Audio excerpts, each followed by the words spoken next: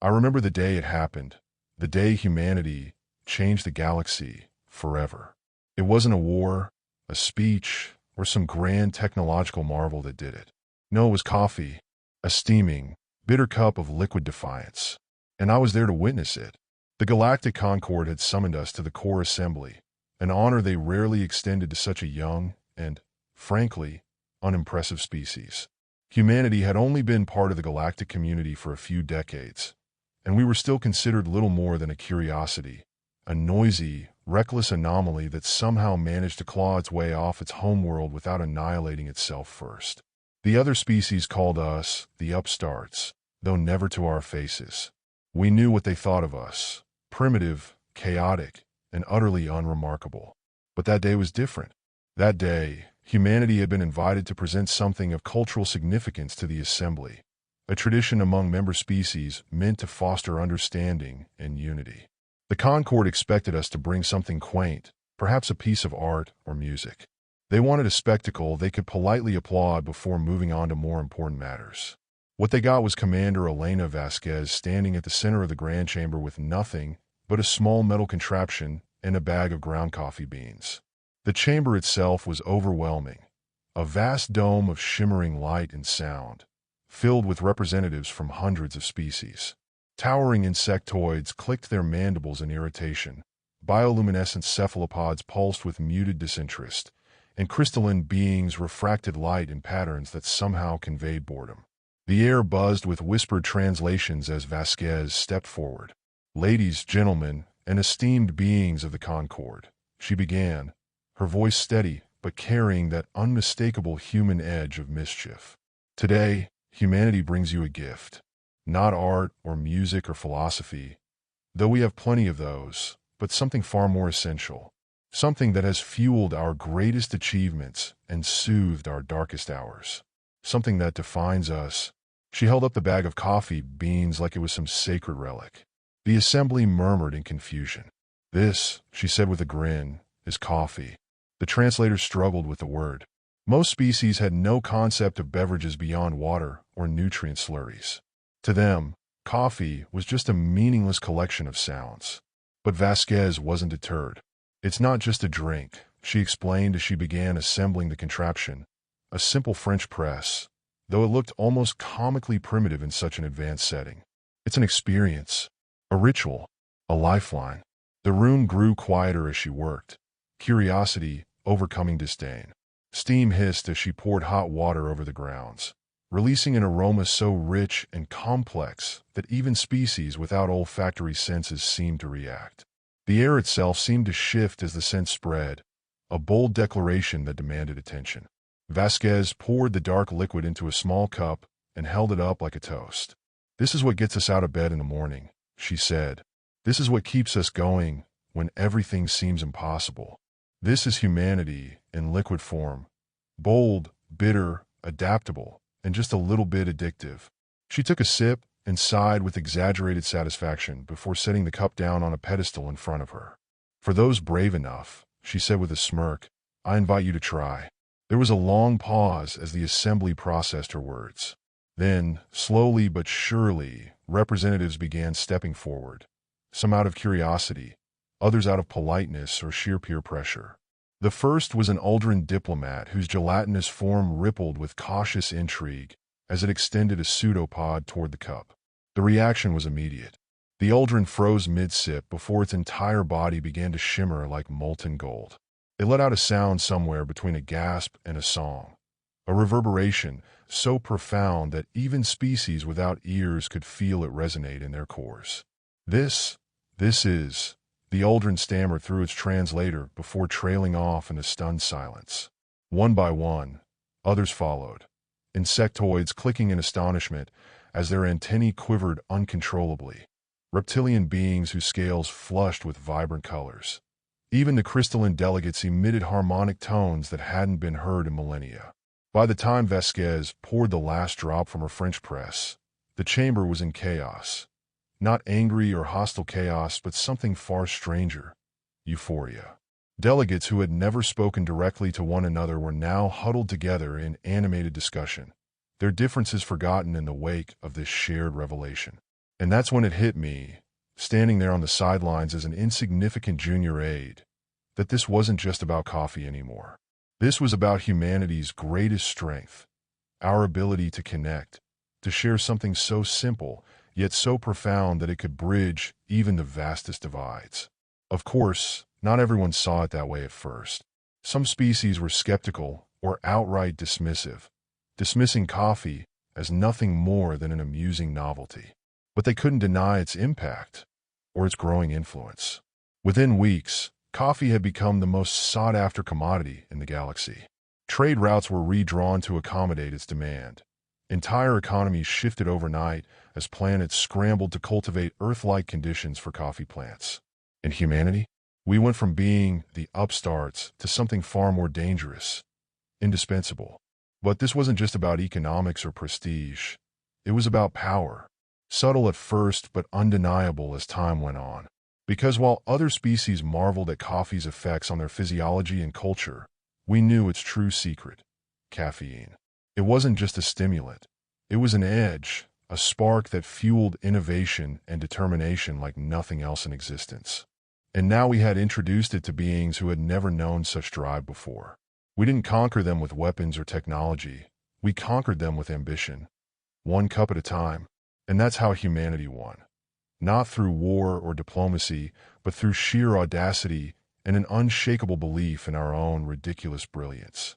It started with coffee, but oh, how far we would go from there.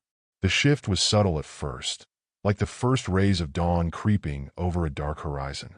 The galactic Concord, once a bastion of rigid order and tradition, began to hum with a new kind of energy.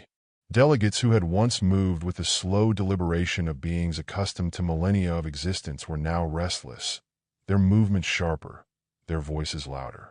It wasn't chaos, not yet, but it was something close. And at the heart of it all was coffee. Within days of the core assembly, requests flooded in from every corner of the galaxy. Diplomatic envoys begged for shipments of beans. Scientists demanded samples for study.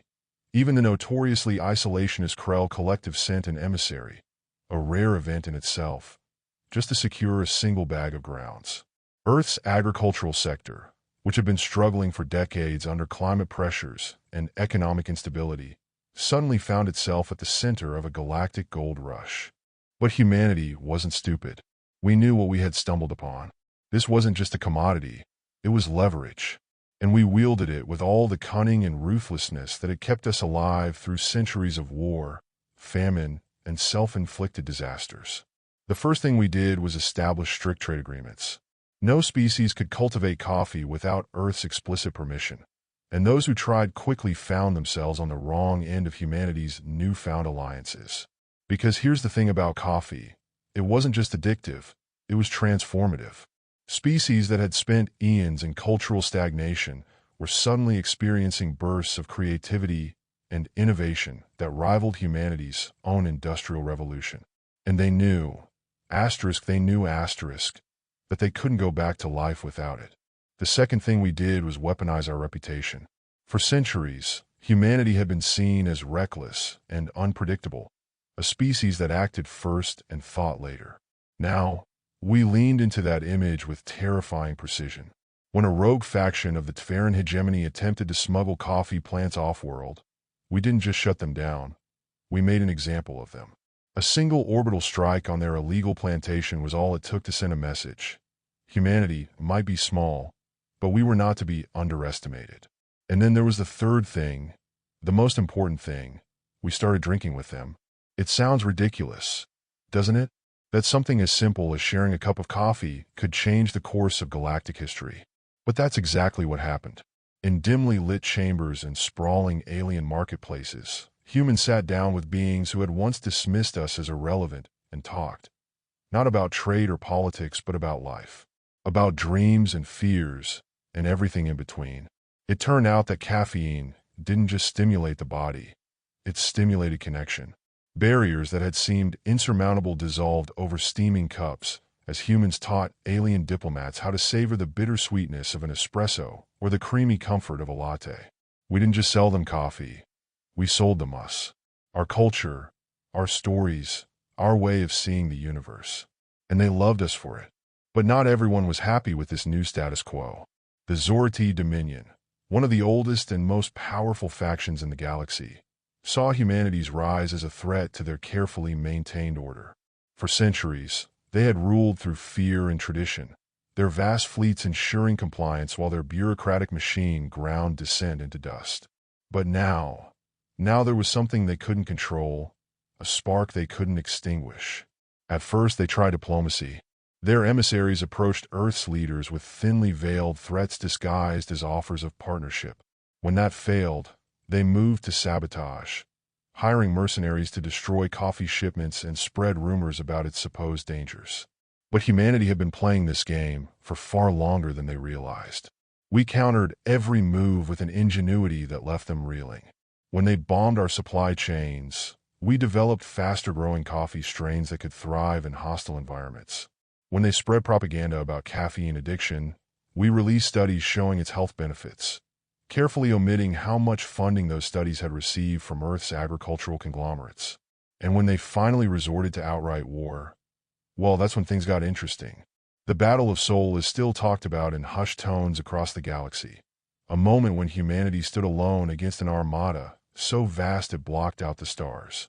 The Zordi thought they could crush us with sheer numbers, but they underestimated two things: our stubbornness and our caffeine levels. I was there on Luna Base when the first wave hit, a relentless barrage of plasma fire that turned half our defenses into molten slag within minutes. But instead of panicking, our crews doubled down. Engineers working around the clock to repair systems while soldiers fought off boarding parties with an almost manic intensity. And then there were the pilots. Oh God, the pilots. Fueled by adrenaline and enough espresso to kill most other species outright, they turned what should have been a massacre into a symphony of chaos. Fighter squadrons wove through enemy formations like swarms of angry hornets, their movements so erratic that even Zordi targeting systems couldn't keep up.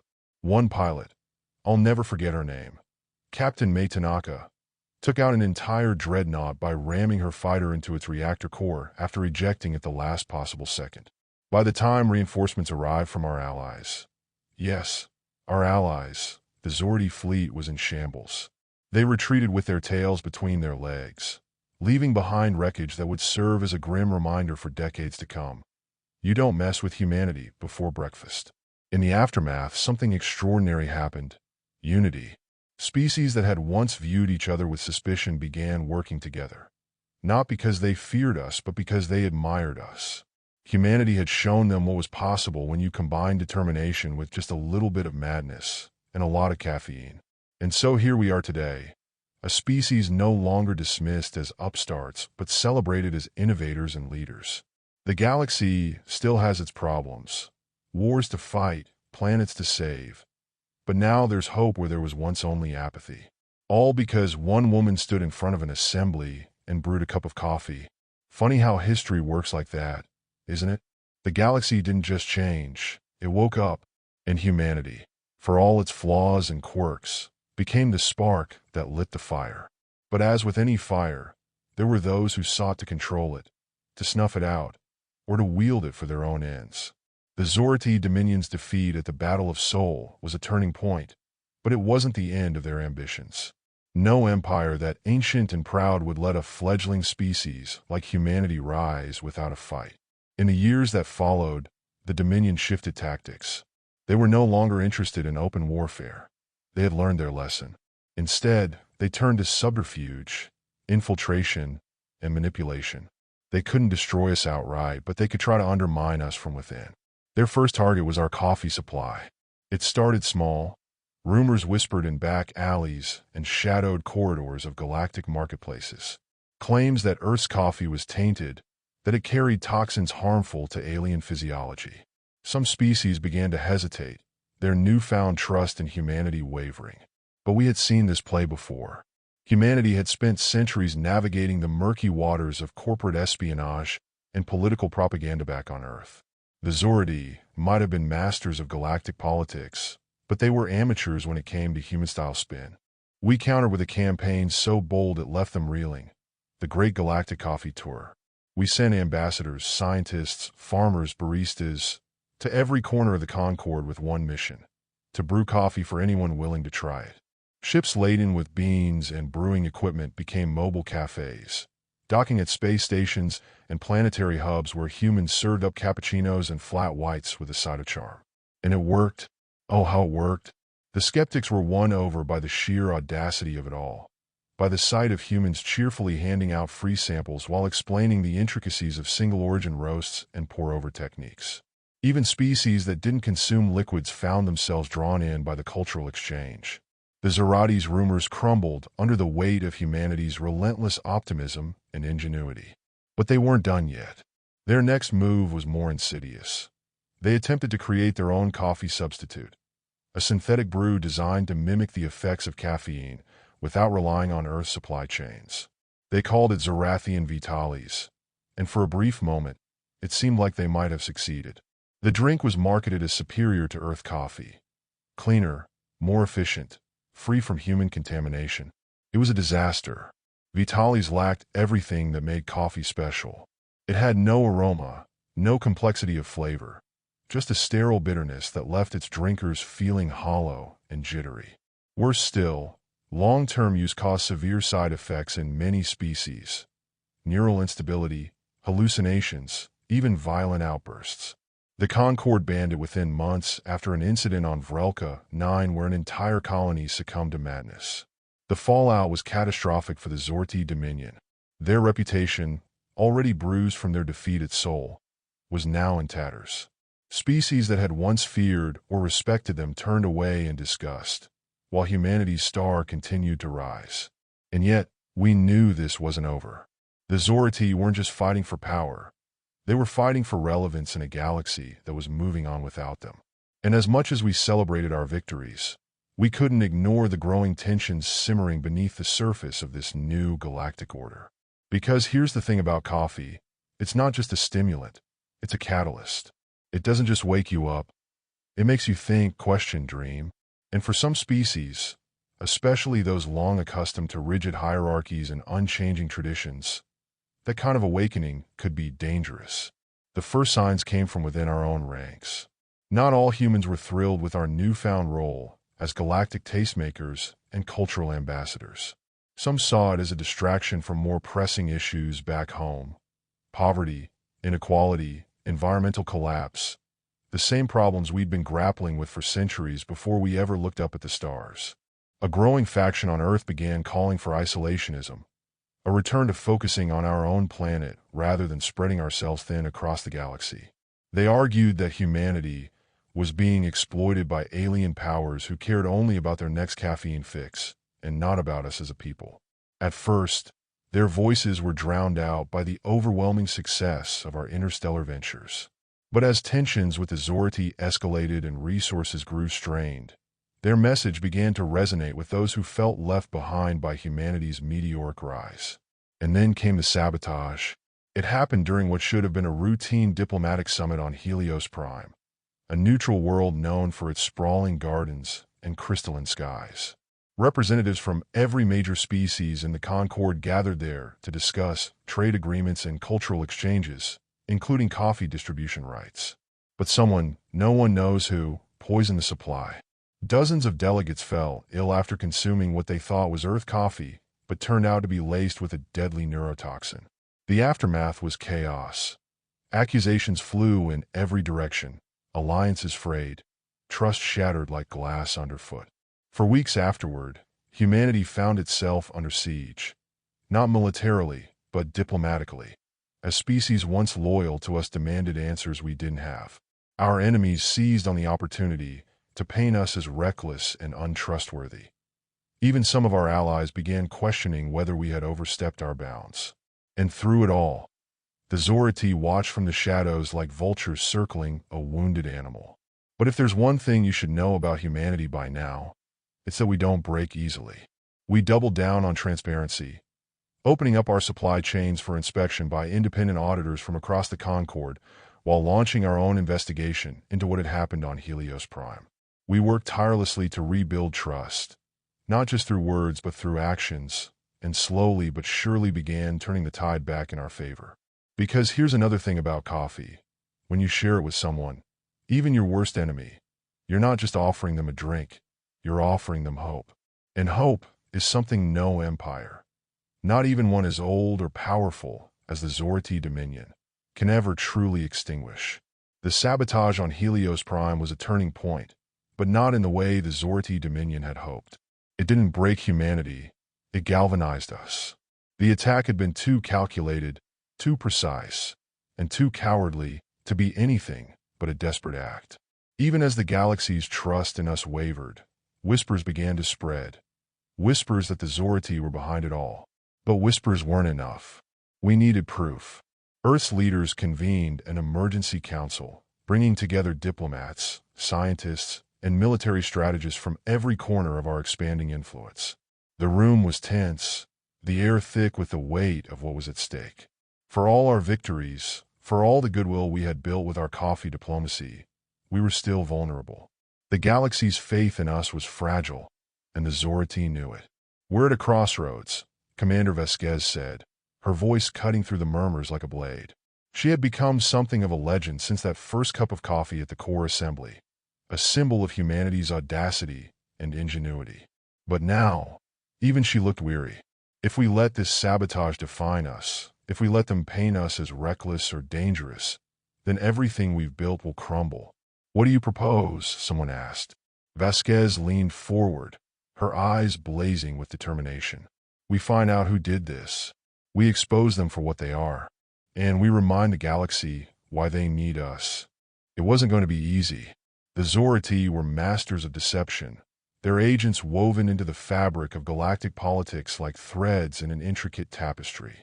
But if there was one thing humanity excelled at, besides brewing coffee, it was uncovering the truth. We launched an investigation unlike anything the galaxy had ever seen. Human intelligence operatives worked alongside alien allies to trace the source of the poison coffee back to its origin. It took months of painstaking effort, analyzing trade routes, interrogating suspects, and combing through mountains of data. But eventually, we found what we were looking for, a hidden facility on a remote moon deep within Zorati-controlled space. The evidence was damning.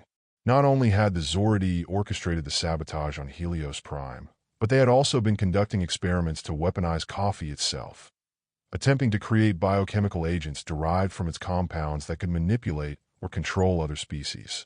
When this information reached the Concord Assembly, it sent shockwaves through the galaxy. Even species that had been skeptical of humanity were outraged by the Zorati's actions. For centuries, they had ruled through fear and manipulation, but now their mask had slipped. But just as it seemed like humanity might emerge victorious once again, the Zorati made their move. They struck without warning, targeting Earth directly for the first time in history. It wasn't an invasion.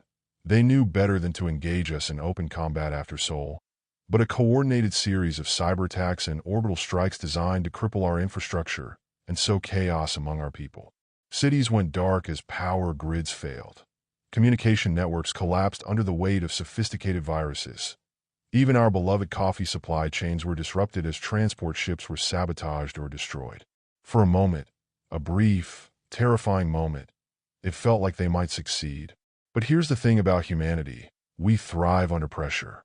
As Earth reeled from the attacks, something remarkable happened. People didn't panic, they organized. Communities came together to share resources and support one another.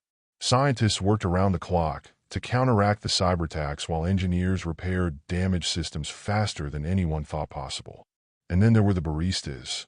In a move that would later be immortalized in history books and Hollywoods alike, coffee shops across Earth became rallying points for resistance efforts. They brewed whatever beans they could salvage, sometimes even resorting to substitutes made from roasted grains or roots, and distributed cups of liquid courage to anyone who needed it. Soldiers heading into battle, engineers pulling double shifts, or simply civilians trying to keep hope alive. It wasn't just about caffeine anymore. It was about defiance. The Zordi thought they could break us by attacking what made us strong, our connections, our culture, but instead, they only made us stronger. Meanwhile, out in space, humanity's allies rallied to our side. The Uldren sent fleets of their shimmering ships to protect Earth's orbit. Insectoid warriors from Thar Prime volunteered to guard our supply lines. Even species that had once been neutral offered their support after seeing how far we were willing to go for survival. And then came the plan, a bold gambit conceived by none other than Commander Vasquez herself. "We're not just going to defend ourselves," she announced during a broadcast that reached every corner of human-occupied space. "We're going to take the fight to them." The plan was simple in concept but audacious in execution. A direct strike on Zorth Prime, the heart of their empire and the source of their power. It was a move no one had dared attempt before. Their defenses were legendary, their fleets unmatched. But humanity wasn't going alone. Our allies pledged their support, not just out of loyalty, but because they understood what was at stake. This wasn't just about coffee anymore. It was about freedom from tyranny and fear. The final battle was unlike anything I've ever seen, or ever will again. Human ships led the charge, sleek and battered vessels bristling with weapons and determination. Behind them came an armada of alien allies, each species bringing its own unique strengths to bear against a common enemy. The fighting was brutal. Dogfights raged across starfields lit by explosions. Boarding parties clashed in narrow corridors aboard massive warships. Entire planets trembled as orbital strikes rained down upon fortified positions. But through it all, we never stopped brewing coffee. Even aboard our warships, even in the heat of battle, there were always pots simmering away in mess halls and command centers alike. It became a symbol, a reminder that no matter how dark things got, or how high the stakes rose, we would endure. And in the end, we won. The Zorti Dominion fell, not just because we outfought them, but because we outdreamed them. Their rigid hierarchies and stagnant traditions couldn't compete with humanity's relentless adaptability or our unshakable belief in possibility.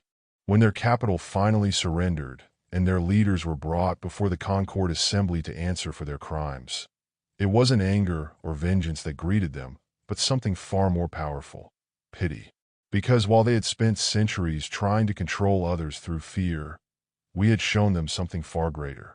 Hope brewed strong enough to change galaxies and hearts, with every steaming cup shared between strangers turned friends.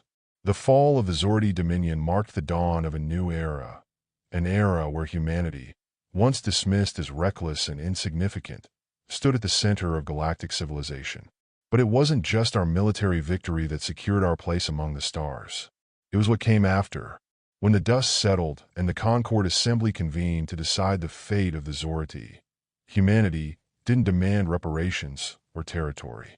Instead, we made a simple proposal: that coffee, Earth's greatest gift to the galaxy, be recognized as a universal cultural heritage, a symbol of unity and resilience that transcended borders, species, and politics.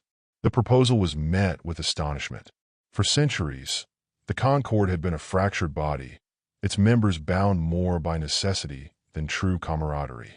But here was humanity, offering not dominance but connection, offering not subjugation, but a shared ritual that could bring even the most disparate beings together.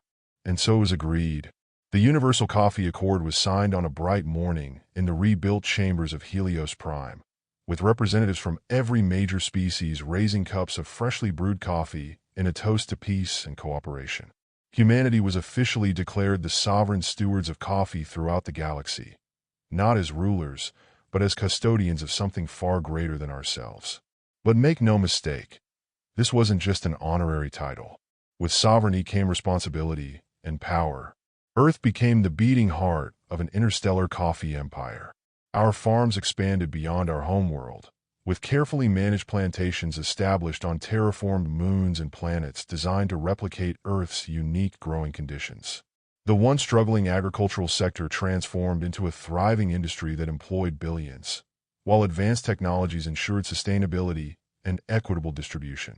The Galactic Coffee Exchange was established in orbit around Earth, a massive station where traders from across the stars gathered to negotiate deals, share innovations, and celebrate their shared love for humanity's most famous export.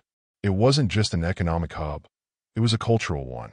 Festivals were held there annually, featuring everything from latte art competitions to musical performances inspired by the rhythmic hum of coffee grinders. But humanity didn't stop at cultivation and trade.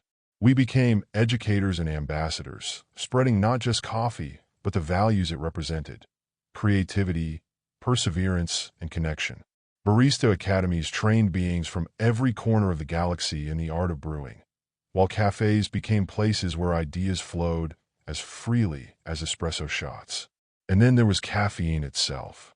Scientists continued to study its effects on alien physiology, uncovering new applications that went far beyond its stimulant properties.